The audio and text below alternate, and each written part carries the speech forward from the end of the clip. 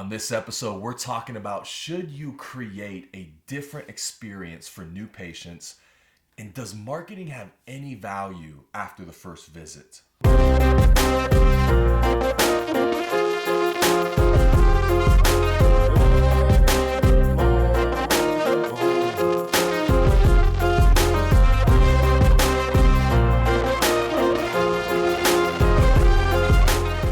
Hey everybody, what's up and welcome to the 88 Dental Marketing Show. This is the internet's only dental show that's answering marketing's most important questions. That is what we do.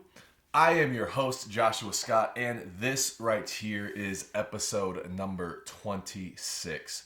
26 episodes in. Excited about the show today. Two really good questions. I mean, as always, I say that, I'm like, would I say, hey, two questions today that are not really that good at all? No, but two questions today, kind of deeper, big picture questions that I'm excited about, looking forward to it. I think the second one, we're going to draw a little bit.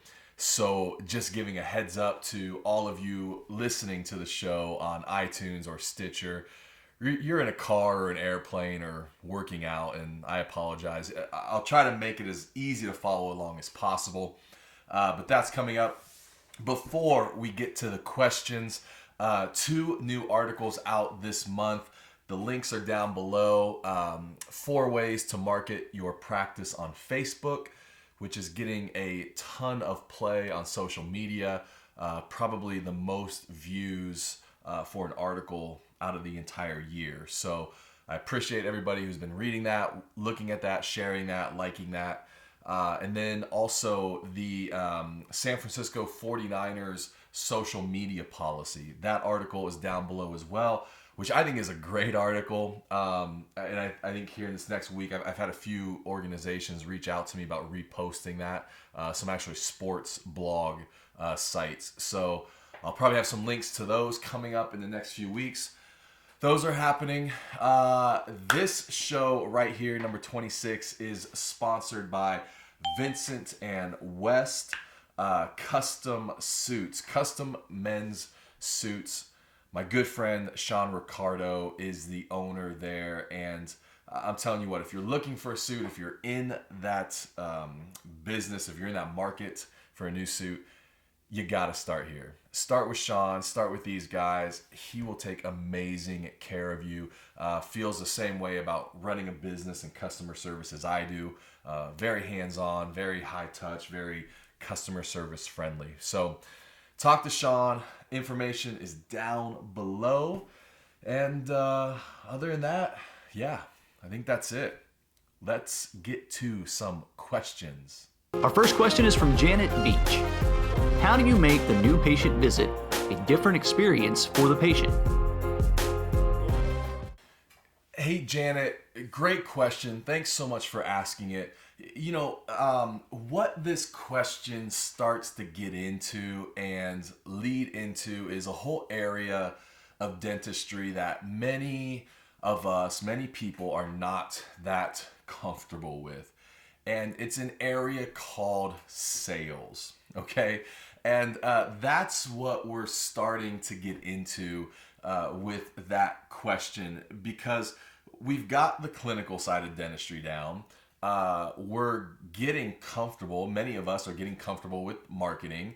And so the natural progression that I see in dentistry, the next big thing we're going to be talking about, I think, in probably the next 10 years to the next kind of generation that comes through, is going to be sales, which makes sense. I mean, a lot of us forget that marketing was actually illegal in dentistry in 1976. Like up until 76, it was illegal for you to market.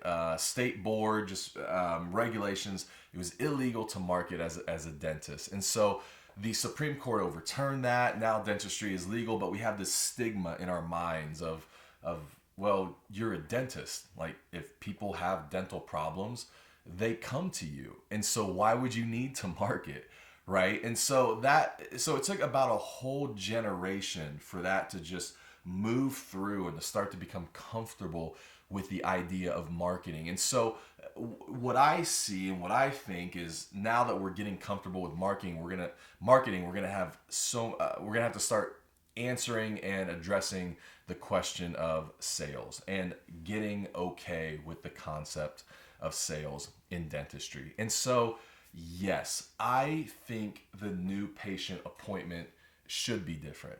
Because for me, it's sales. You've got them into the practice through marketing.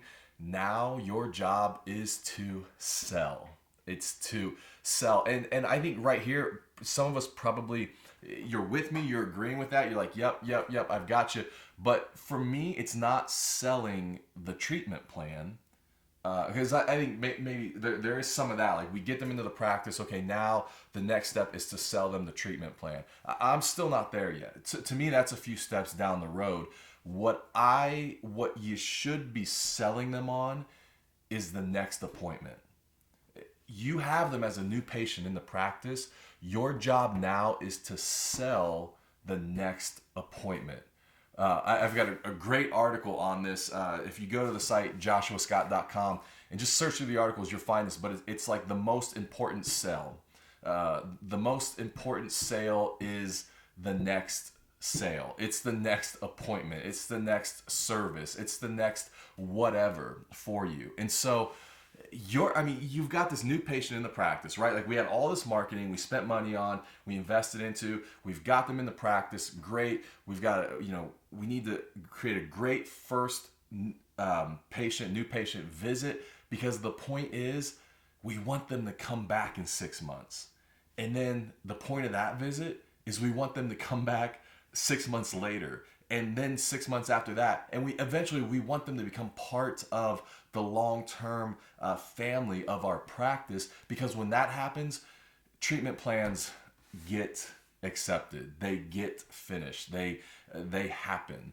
And so when you put the treatment plan ahead of actually getting them back for the next appointment, then I think it's too much too soon, and new patients see through that. So yes, sales is it. It's coming. We're going to have to start talking about it, but that's really what the new patient visit is about. Question number 2 comes from Dr. Jody Keir. How does marketing add value after the patient's first visit? Dr. Keir, thanks for the question.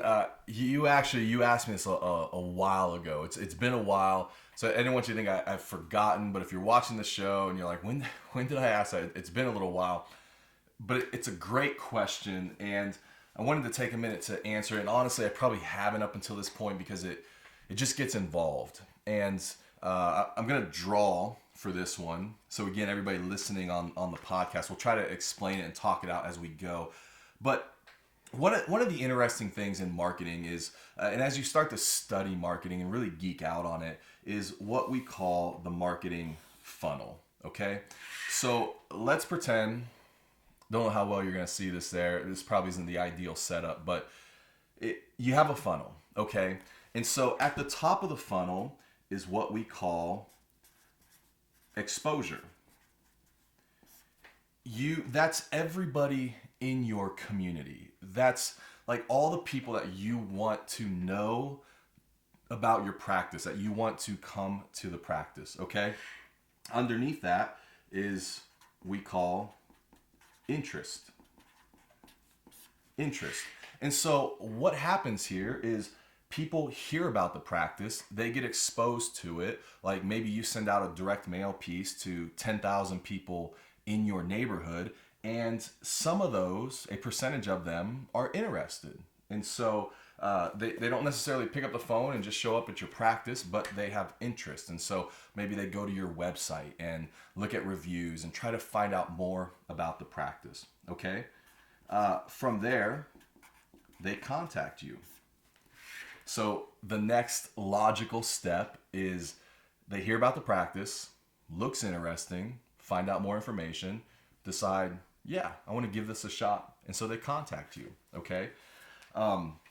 After contact, they become a new patient. So they heard about the practice, right?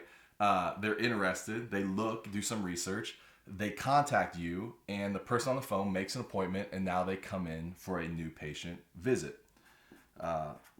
After that, hopefully, we talked about last question, is they get into the ReCare recall system, okay? So heard about the practice, were interested in it, contacted you, came in for a new patient visit, hopefully liked it enough that they're staying in the ReCare process, and then eventually the goal is to have long-term patients from that. And so this is the marketing funnel. And sometimes the misconception and the problem that we have with that I run into, and probably just a little bit of just bad thinking in our head, is we want to send out a direct mail piece and get long-term amazing patients from that.